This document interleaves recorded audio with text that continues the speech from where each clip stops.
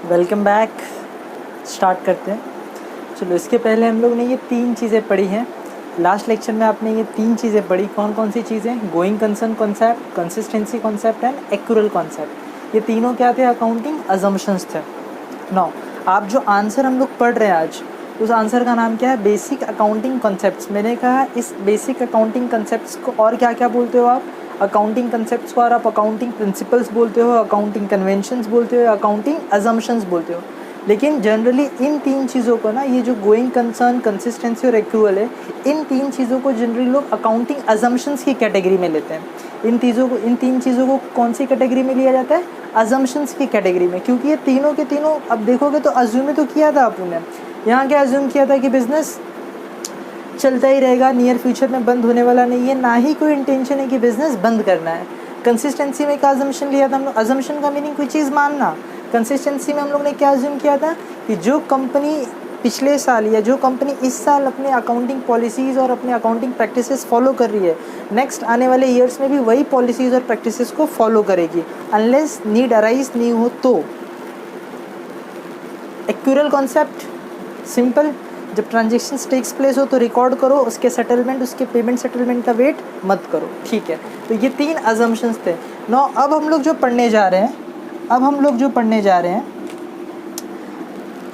Number 4 से लेकर number 14 तक, जनरली इनको बोला जाता है अकाउंटिंग कन्वेंशंस। क्या बोला जाता है? Accounting conventions. क्या मीनिंग है अकाउंटिंग कन्वेंशंस का? अकाउंटिंग कन्वेंशंस मीन्स, कन्वेंशन का मीनिंग क्या होता है पता है आपको? वो चीज़ें जो पीछे कई सालों से चलती आ रही हैं, जिनको हिंदी में प्रथा कहा जाता है, जो पिछले कई सालों से चलती आ रही है। तो ये कुछ अकाउंटिंग कन्वेंशन है जो पहले, देखो बहुत पहले, जैसे आपने पढ़ा है कि सबसे पहले इटली में ये जो है डबल एंट्री सिस्टम का मतलब डिस्कवर कहाँ किया गया? इटली में किया गया। तो वैसे ही तो कुछ वो 15वीं सेंचुरी में, तो तब से आज क्या चल रहा है? 21st century. तो कुछ चीज़ें जो चलती आ रही हैं, तो उसको हम लोग क्या बोलेंगे? Accounting conventions. जनरली इसको आप अकाउंटिंग प्रिंसिपल्स भी बोल सकते हो, अकाउंटिंग कॉन्सेप्ट भी बोल सकते हो। ठीक है, डजेंट मैटर, वर्ड पे कोई फ़र्क नहीं पड़ता है। तो चलो एक एक करके हम लोग पढ़ते हैं। चलो, पहला क्या है? मतलब वैसे तो 3 हो चुके हैं, 4th क्या है? Business entity concept. बहुत ही बेसिक। जब भी हम लोग अकाउंट्स बनाते हैं किसी भी कंपनी का या किसी भी बिजनेस ऑर्गेनाइजेशंस का, तो ऐसा माना जाता है कि बिजनेस एंटिटी अलग और वो जो ओनर है उसकी एंटिटी अलग। एंटिटी का मीनिंग हम लोगों ने सीखा था अपने फर्स्ट लेक्चर में या सेकेंड लेक्चर में, जहाँ हम लोग ने basic terms in accounting start किया था, और फर्स्ट वर्ड ही सीखा था एंटिटी का मीनिंग। अगर आपने वो वीडियो नहीं देखा है तो आपको पहले वो वीडियो देख लेना चाहिए, जिससे जो भी एक नए नए टर्म्स आ रहे हैं वो आप ऑलरेडी उनको सीख चुके होंगे, अगर आपने पहले वाला वीडियो अगर कंप्लीट कर लिया है तो। ठीक है, चलो।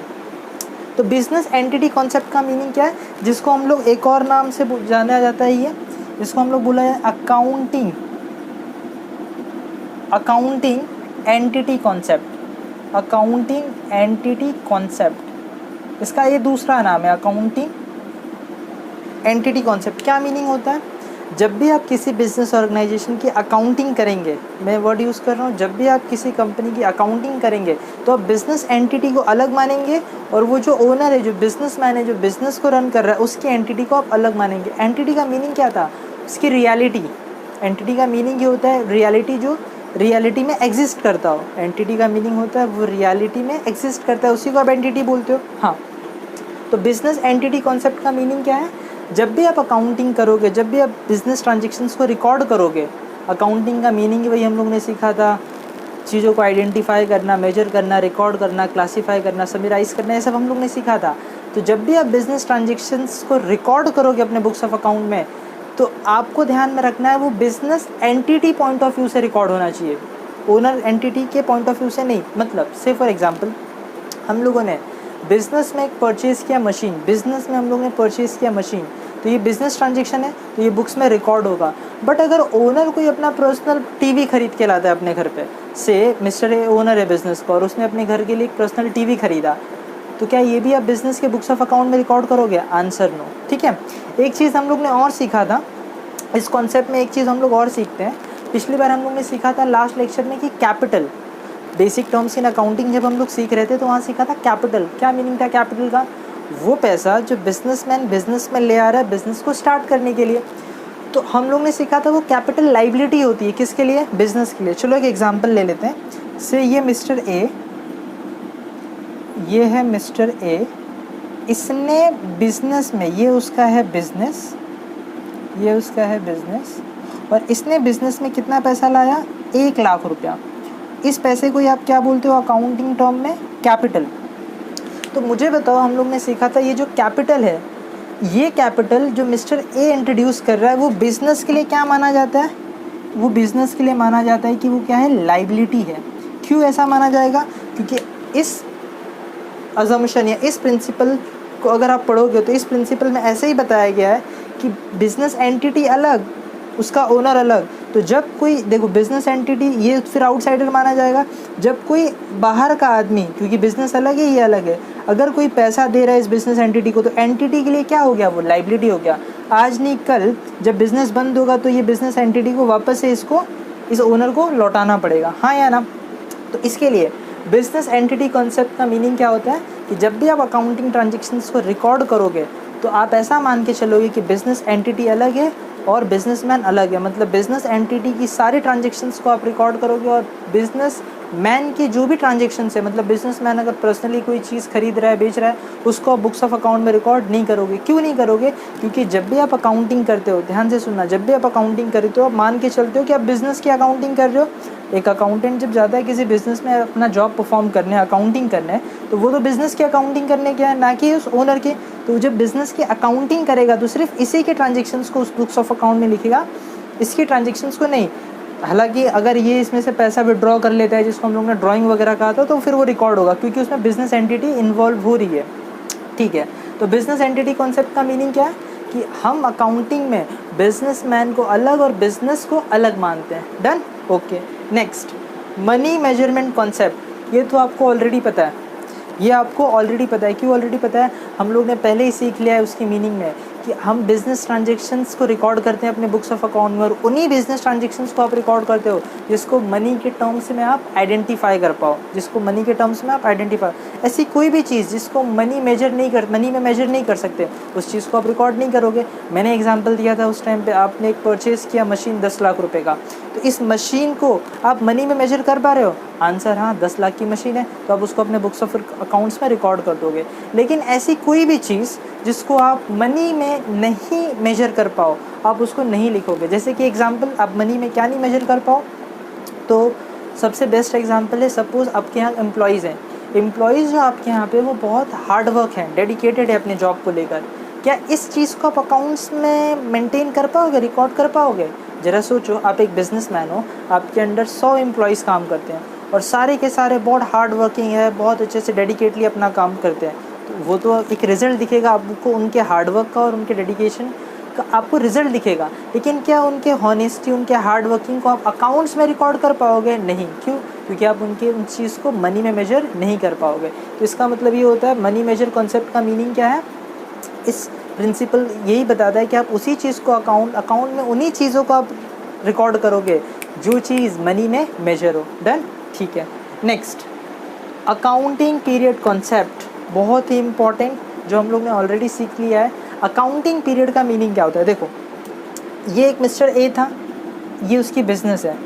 मेरा आपसे क्वेश्चन है बहुत ही सिंपल सा, मिस्टर ए ने बिज़नेस स्टार्ट किया आज, मान लेते हैं आज की डेट है 1 अप्रैल 2010, आज बिज़नेस को स्टार्ट किया और बिज़नेस चलने ही वाला है, बहुत सालों तक चलेगा, मान लेते हैं 100 सालों तक बिज़नेस चलेगा।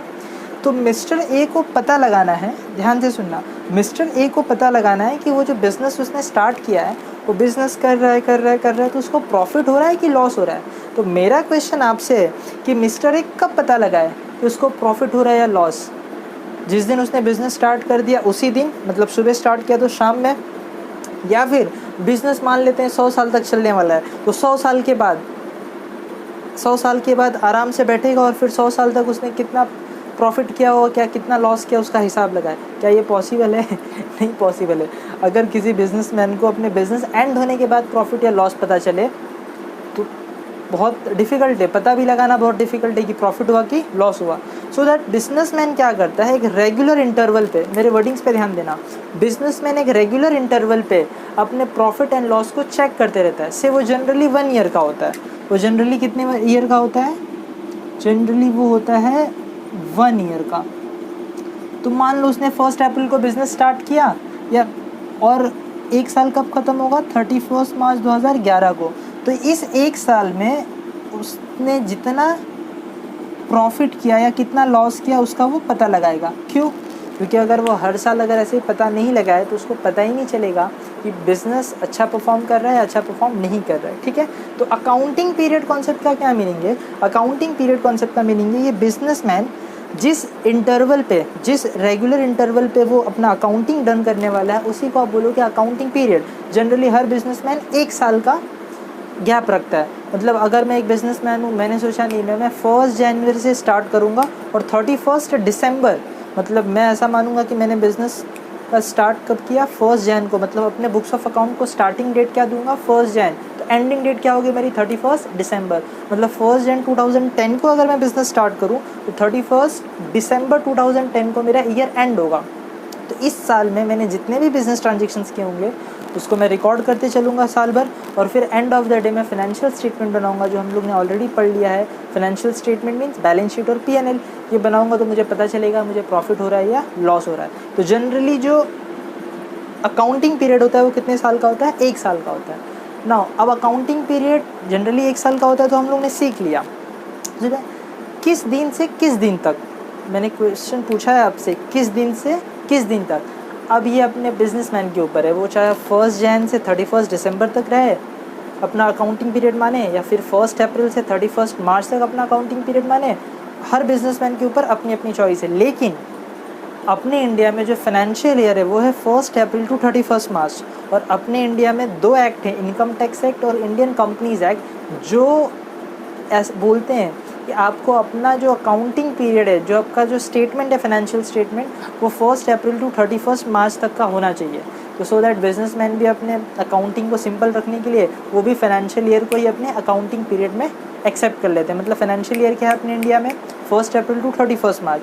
तो एक बिजनेसमैन जब अपना अकाउंटिंग पीरियड सिलेक्ट करता है तो वो फाइनेंशियल ईयर को ही अपना अकाउंटिंग पीरियड मान के चलता है। मतलब अगर मैं एक बिजनेसमैन हूँ, जैसे मिस्टर एक बिजनेसमैन है, तो वो मान के चलता है कि 1 अप्रैल से लेकर 31 मार्च तक वो अपने अकाउंटिंग पीरियड को मानेगा। डन, ठीक है। नेक्स्ट अकाउंटिंग पीरियड हो गया। Next cost concept. ध्यान से सुनना, ये कॉस्ट कॉन्सेप्ट क्या है। हम लोगों ने सीखा था, हम लोग सारे बिजनेस ट्रांजेक्शन्स को रिकॉर्ड करेंगे जो बिजनेस रिलेटेड होंगे और जो मनी में आप मनी में उसको मेजर कर पाओ। लेकिन क्वेश्चन है राइस किस कॉस्ट पे? सिर्फ फॉर एग्जांपल मैंने ये मार्कर ख़रीदा, ये मार्कर मैंने ख़रीदा आज 25 रुपये का। मान लेते हैं ये मार्कर 1 महीने के बाद इसका मार्केट में प्राइस बढ़ जाता है। एग्जाम्पल है, वैसे बढ़ेगा तो नहीं बट एग्जाम्पल है। आज मैंने ये मार्कर कितने का ख़रीदा? 25 रुपये का। तो मेरे लिए कॉस्ट कितनी हुई? 25 रुपये। लेकिन मान लेते हैं 2 महीने बाद इसका प्राइस बढ़ के मार्केट में कितना हो गया? 30 रुपया। मतलब 2 महीने बाद इसे मैं मार्केट में बेचूँ, 2 महीने बाद अगर मैं इसको मार्केट में बेचूँ तो कितना मिलेगा मुझे? 30 रुपया। तो मेरा क्वेश्चन आता है मैं इसे किस वैल्यू पे रिकॉर्ड करूँ अपने बुक्स ऑफ अकाउंट पे? 25 रुपये में या 30 रुपये में?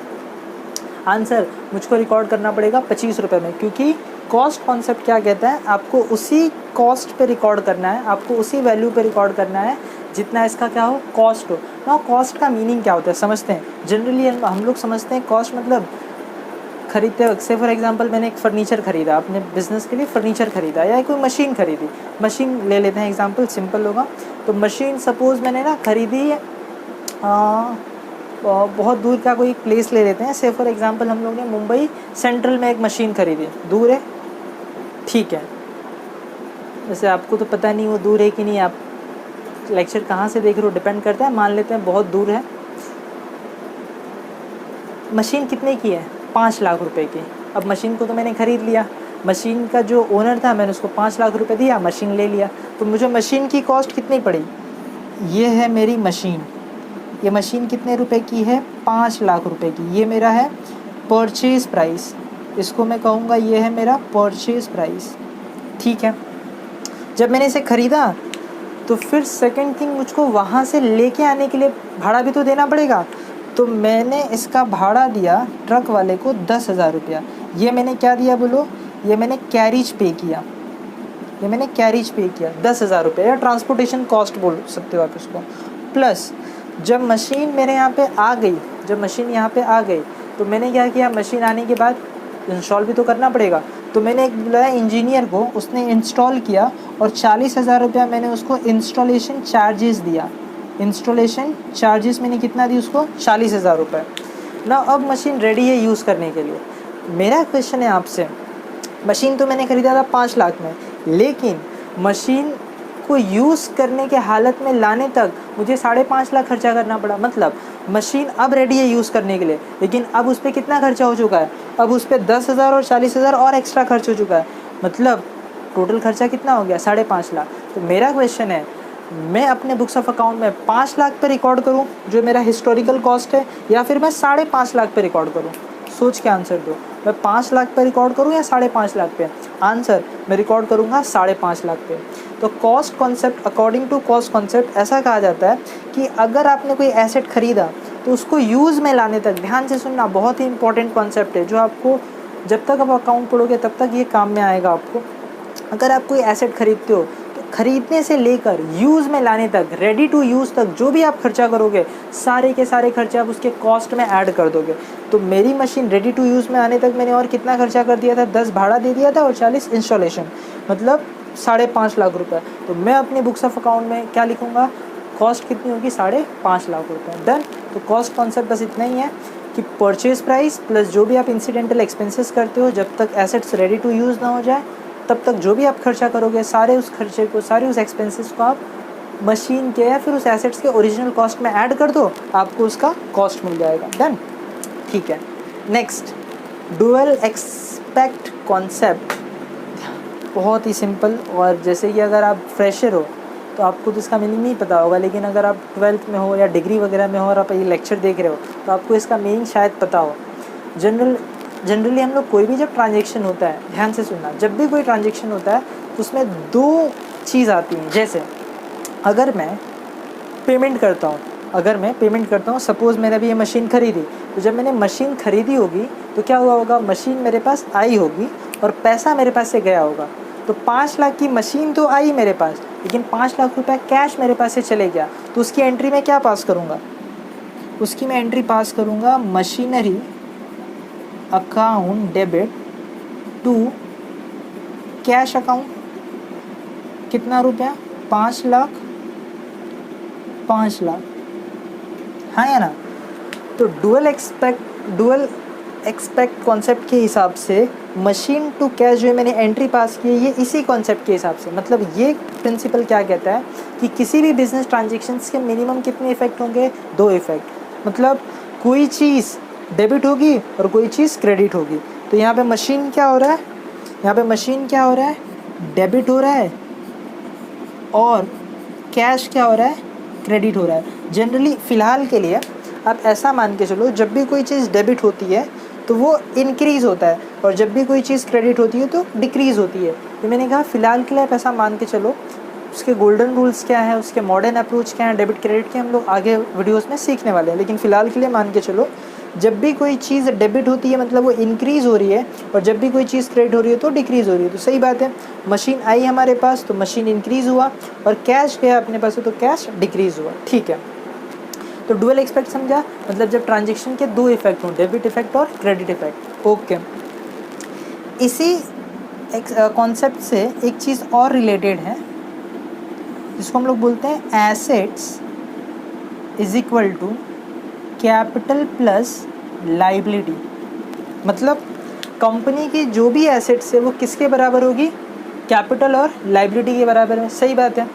ये जो कैपिटल है वो भी एक लाइबिलिटी है, लेकिन किसके, ओनर की, और ये जो लाइबिलिटी है वो भी एक लाइबिलिटी है फर्म के ऊपर, लेकिन किसकी, आउटसाइडर्स की।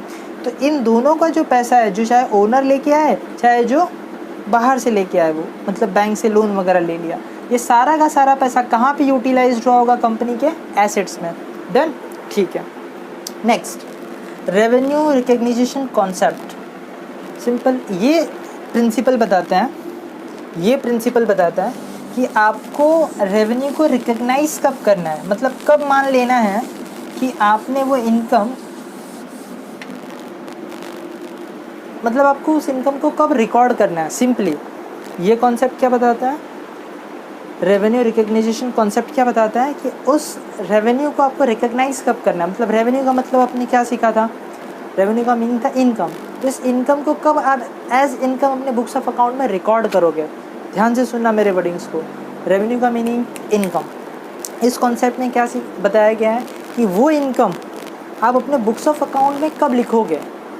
ठीक है, तो मैं एक एग्जांपल देता हूँ, ध्यान से सुनना। मैंने किसी कंपनी में इन्वेस्टमेंट किया हुआ है, से मैंने रिलायंस में इन्वेस्टमेंट किया हुआ है, 10 लाख के मेरे शेयर्स हैं। अब मुझको क्या मिलेगा रिटर्न में, डिविडेंड। ठीक है, अगर आपको नहीं पता है तो हम लोग आगे सीखेंगे। अगर आप शेयर्स में इन्वेस्टमेंट करते हो तो क्या मिलता है, डिविडेंड। ये क्या होती है, वन टाइप ऑफ इनकम। या चलो और एक सिंपल एग्जांपल ले लेते हैं जो सबको पता होगा।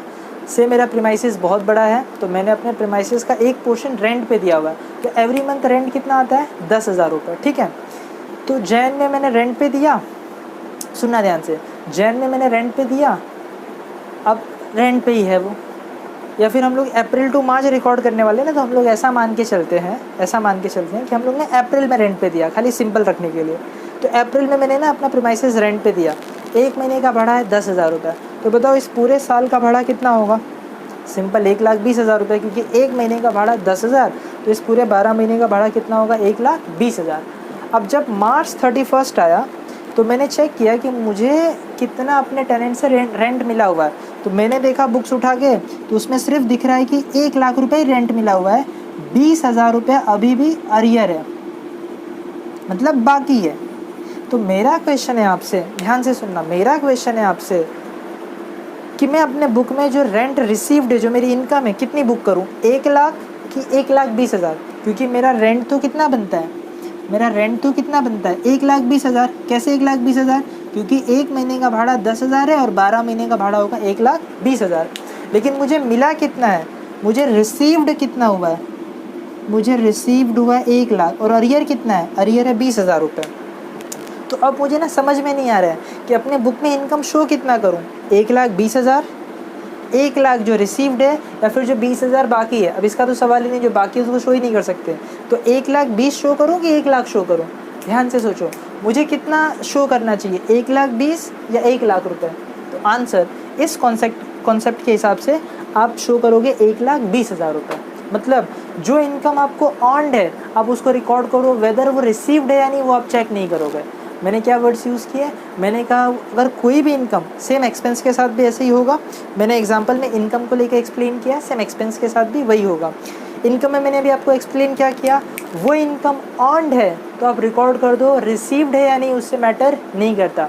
जो मैंने यहाँ पे आपको अभी सिखाया था एक्रूअल कॉन्सेप्ट में, सेल्स वाला एग्जाम्पल, ट्रांजेक्शन हुआ, आपको पेमेंट कब भी मिल रहा है वो मैटर नहीं करता है, आपने सेल्स किया आप उसको रिकॉर्ड कर दो, हाँ या ना, ठीक है। तो वैसे ही मुझे अर्नड कितना हुआ इस साल, 1,20,000, लेकिन रिसीव्ड, देखो ये इनकम अर्नड है, मतलब मैंने ले नहीं लिया बट अर्नड है कि नहीं, मिलने वाला है कि नहीं, मिलने वाला है 1,20,000, बट मिला कितना, सिर्फ 1 लाख। फिर भी मैं रिकॉर्ड कितना करूँगा, 1,20,000। उसमें कैसे दिखाऊंगा पता है, मैं 1 लाख में दिखाऊंगा कि रिसीव्ड है, और 20,000 आउटस्टैंडिंग दिखा के आउटर कॉलम में मैं दिखाऊंगा, आउटर और इनर कॉलम जब अकाउंट बनाओगे तब आएगा, तो उसमें मैं दिखाऊंगा कितना मुझे रेंट मिला हुआ है, 1,20,000 रुपये, 20,000 आउटस्टैंडिंग शो करके मैं ऐसा दिखाऊंगा कि 1,20,000 लेकिन मेरी इस साल की इनकम मैं बुक कर दूंगा।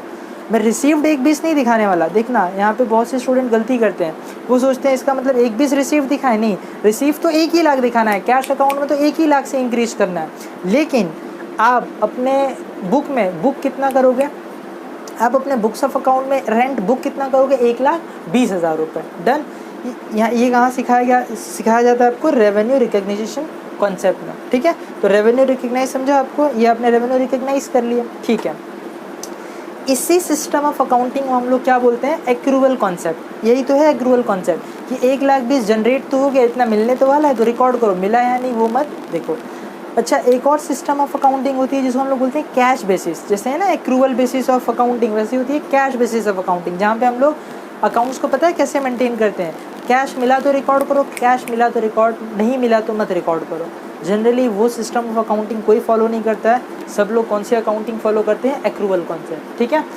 क्या डिफरेंसेस होते हैं कैश बेसिस और एक्रूअल बेसिस में, वो हम लोग फर्दर सीखने वाले हैं। डन, ठीक है। तो रेवेन्यू रिकग्निशन कॉन्सेप्ट हो गया। Next matching concept. अब ये समझना, ये जो कॉन्सेप्ट था, ये जो प्रिंसिपल था वो रेवेन्यू के साइड से था। सेम वे ये जो कॉन्सेप्ट है वो कॉस्ट के साइड से है। तो मैचिंग कॉन्सेप्ट का क्या मतलब होता है, देखो मैं एक एग्जांपल लेता हूँ। से मैंने ना इस साल, ध्यान से सुनो, मैंने इस साल रेवेन्यू जनरेट किया, मैंने मतलब मेरी बिजनेस ऑर्गेनाइजेशन या मेरी बिजनेस एंटिटी ने रेवेन्यू जनरेट किया। इस साल मैंने रेवेन्यू जनरेट किया 20 लाख रुपए का। तो मेरा क्वेश्चन है, रेवेन्यू जनरेट करने के लिए क्या मुझे कोई खर्चा करना पड़ेगा? सोच के आंसर दो। रेवेन्यू मतलब इनकम, और मेरा बिजनेस है सपोज ये मार्कर खरीदना है और बेचना है, ये मेरा बिजनेस है।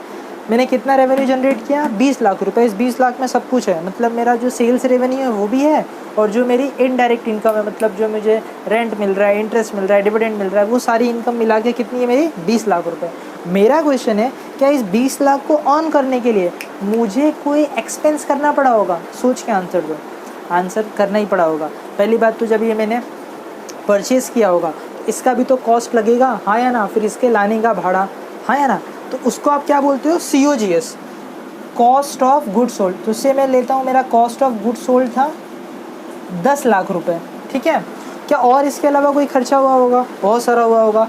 ऑफिस का खर्चा हुआ होगा, सेलिंग एंड डिस्ट्रीब्यूशन का खर्चा हुआ होगा। तो मैं मान लेता हूँ, एग्जांपल में ले लेता हूँ, 1 लाख का ये खर्चा हुआ है और 1 लाख का ये खर्चा हुआ है। तो टोटल मैंने कितना खर्चा किया? 12 लाख रुपए।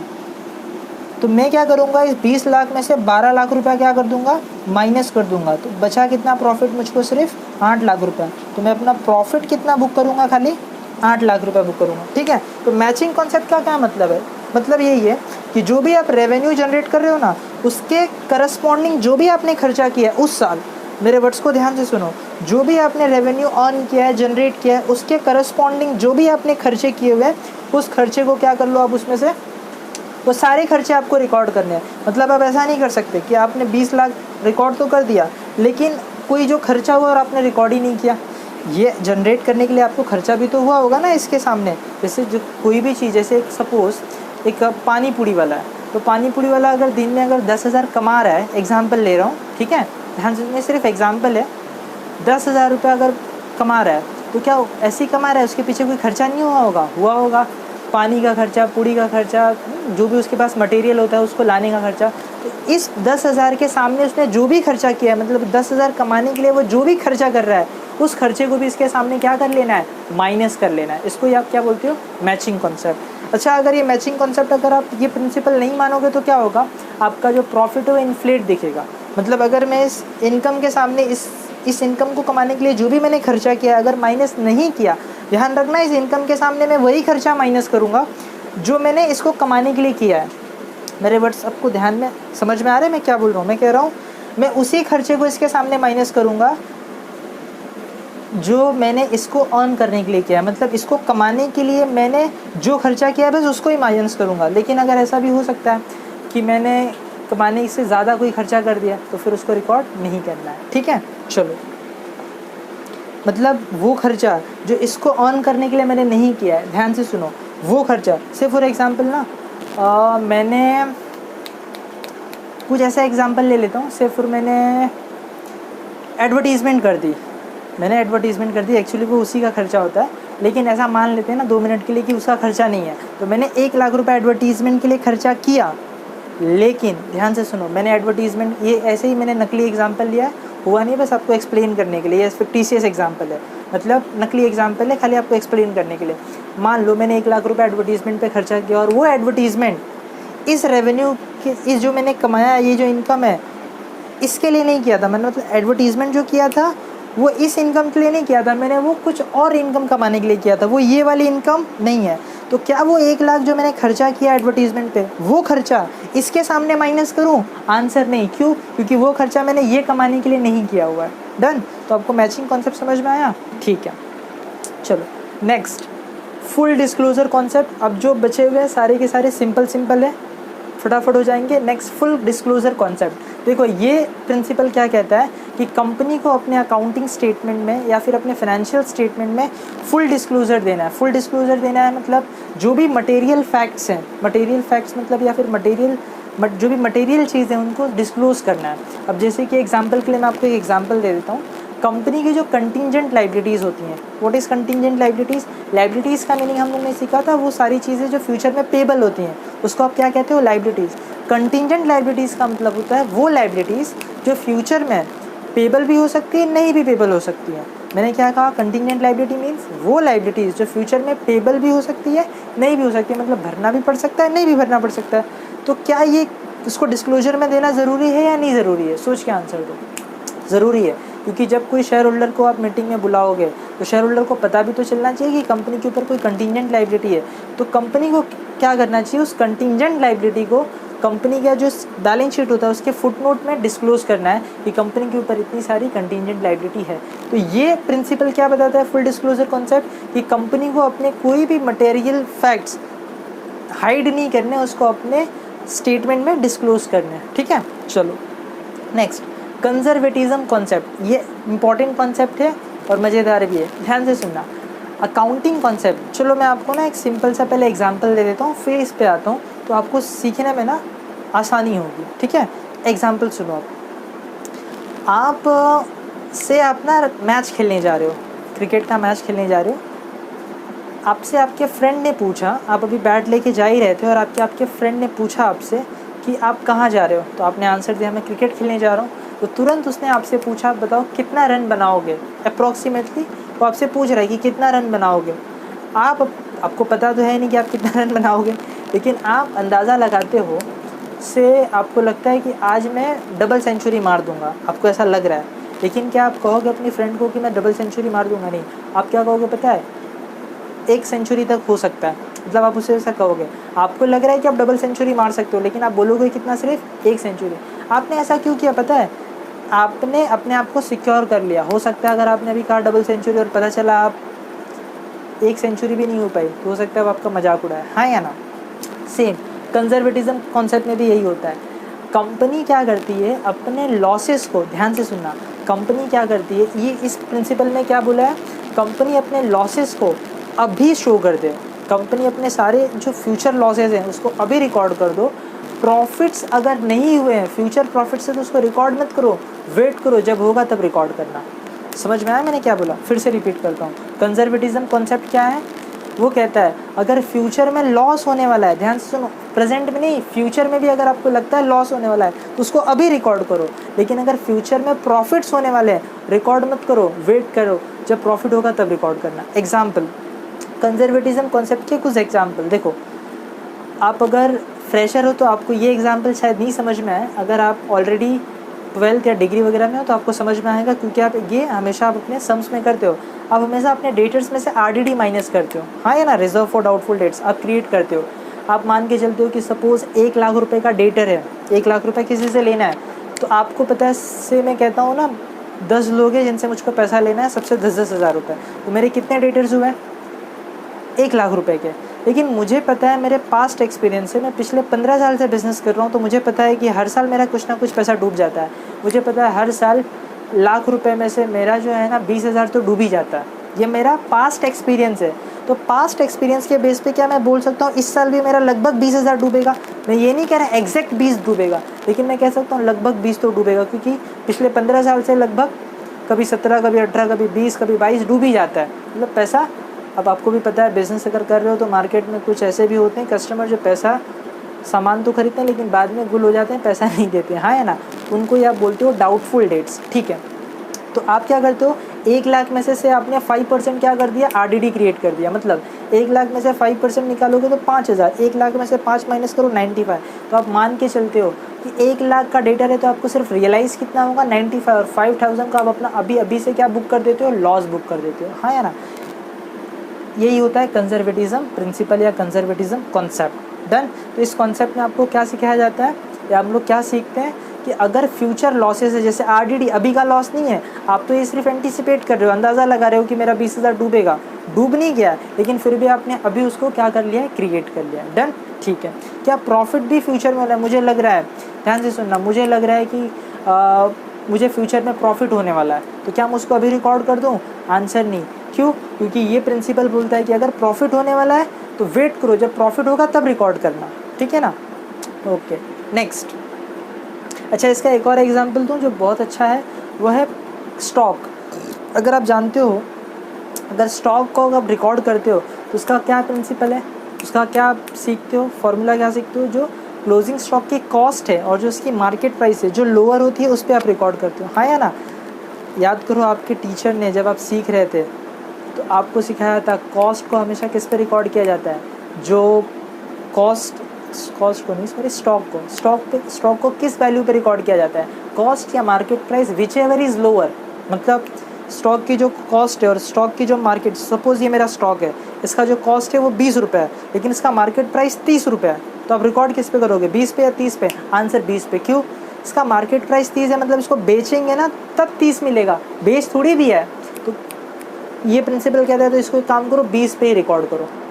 क्या कहता है प्रिंसिपल, इसको आप 20 पे रिकॉर्ड करो। क्यों? क्योंकि अगर आप 30 पे रिकॉर्ड कर दोगे तो क्या प्रॉफिट ज़्यादा नहीं दिखेगा, क्योंकि है तो कॉस्ट इसका 20 रुपया, अभी तक अपने इसको बेचा भी नहीं है। तो अगर आप 30 पे रिकॉर्ड कर दोगे ना तो अभी से आपका प्रॉफिट 10 रुपया ज़्यादा दिखेगा, जो कि वो अनरियलाइज प्रॉफिट है, वो तो बेचोगे तब रियलाइज होगा, हाँ या ना। तो इसीलिए इस कॉन्सेप्ट में क्या सिखाया जाता है, बोलो क्या सिखाया जाता है, अगर लॉसेस होने वाले फ्यूचर में तो अभी बुक कर दो, लेकिन प्रॉफिट्स होने वाले तो मत बुक करो, फ्यूचर में जब होगा तब बुक करना, ठीक है। Next, materiality concept. अभी मैंने यहाँ पे फुल डिस्क्लोजर कॉन्सेप्ट में एक बात कही थी कि कंपनी को डिस्क्लोजर में सारी बातें बतानी है, मतलब कोई भी बातें हाइड नहीं करनी है। तो मटेरियलिटी कॉन्सेप्ट का भी मतलब यही होता है कि जो भी कंपनी के मटेरियल फैक्ट्स हैं, मतलब इंपॉर्टेंट चीज़ें, मटेरियलिटी का मतलब होता है वो सारे सिग्निफिकेंट अमाउंट या वो सारे सिग्निफिकेंट फैक्ट्स जिससे यूज़र्स के डिसीजन इन्फ्लुएंस हो सकते हैं। अब जो ये मैं वर्ड्स यूज़ कर रहा हूँ उस पर ध्यान दो, तभी समझ में आएगा। मैंने अभी इसके लिए वर्ड यूज़ किया मटेरियलिटी कॉन्सेप्ट में। मीनिंग क्या होता है इसका, तो मटेरियलिटी का मतलब होता है सिग्निफिकेंट फैक्ट्स। क्या बोल रहा हूँ मैं, सिग्निफिकेंट फैक्ट्स जिसका यूज़र पे फ़र्क पड़ता है। यूज़र पे मतलब यूज़र्स के डिसीजन को वो इन्फ्लुएंस करता है, उसको हम लोग बोलते हैं मटेरियल फैक्ट्स। से मैं कहता हूँ कंपनी ने एक मशीन ख़रीदा 10 लाख रुपए का, तो क्या ये कंपनी के लिए मटेरियल फैक्ट्स है? क्या इस कंपनी को उसका इन्फॉर्मेशन कंपनी के फाइनेंशियल स्टेटमेंट में देना चाहिए कि नहीं देना चाहिए, कि हम लोग ने 10 लाख की एक मशीन खरीदी? आप कहोगे बिल्कुल देना चाहिए, क्योंकि 10 लाख तो एक बड़ा अमाउंट है, हाँ या ना। बड़ा मतलब अरे बहुत बड़ा है, 10 लाख शेयर होल्डर्स को रिपोर्ट करना पड़ेगा कि आपने 10 लाख की एक नई मशीन खरीदी, हाँ या ना। तो मटेरियलिटी कॉन्सेप्ट का मतलब यही है, जो भी कंपनी के लिए मटेरियल फैक्ट्स होते हैं उसको आपको क्या करना है, डिस्क्लोज करना है, ठीक है। अच्छा, हर एक कंपनी के लिए मटेरियलिटी अलग अलग होती है। किसी कंपनी के लिए कोई फैक्ट्स मटेरियल हो सकते हैं, सेम वही ट्रांजेक्शन्स दूसरे कंपनी के लिए मटेरियल नहीं हो सकते हैं। से एग्जांपल, मेरी कंपनी बहुत बड़ी है, सपोज़ करो 1000 करोड़ का टर्नओवर है। मैंने वर्ड यूज़ किया 1000 करोड़ का टर्नओवर है, तो मेरी कंपनी में ना कोई कस्टमर है 500 रुपये लेके भाग गया, नहीं दे रहा, तो क्या मैं उसको शो करूं अलग से? उसके लिए कोई ज़रूरत नहीं, वो मेरे लिए मटेरियल नहीं है। समझ में आ रहा है? ठीक है। Next, objectivity concept. अच्छा, वैसे आप कहोगे अभी जो भी मैंने एग्जांपल लिया 500 रुपये लेके भाग गया, वो तो डेट्स में क्रिएट ही हो जाता है, बैड डेट्स में आ ही जाता है। जैसे एक और एग्जांपल ले लेता हूँ, 50 रुपये का कोई फाइल ख़रीदा, तो क्या मैं उसको एसेट्स में रिकॉर्ड करूँ? नहीं, 50 रुपये का फाइल थोड़ी है, तो आप उसको एज ए एक्सपेंस ले लेते हैं, हाँ या ना। ठीक है। Next, objectivity concept. देखो, ऑब्जेक्टिविटी कॉन्सेप्ट एकदम लास्ट में है और सबसे इम्पॉर्टेंट भी है। क्यों इम्पॉर्टेंट है? देखो, हम लोग ने यहाँ सीखा था मनी मेजर और कॉस्ट कॉन्सेप्ट में कि कंपनी को उसी ट्रांजेक्शन्स को रिकॉर्ड करने होते हैं जो मनी में मेजर हो पाए, और उसको अपने कॉस्ट पर रिकॉर्ड करना है। अब कॉस्ट का मीनिंग मैंने समझाया तभी आपको, मैंने अभी रेस कर दिया, मैंने आपको थोड़ी देर पहले भी सिखाया था, ठीक है। ऑब्जेक्टिविटी कॉन्सेप्ट मतलब जितने भी ट्रांजेक्शन्स आप रिकॉर्ड करोगे, ध्यान से सुनना, जो भी बिजनेस ट्रांजेक्शन्स आप रिकॉर्ड करोगे सारे के सारे वेरीफिएबल होने चाहिए।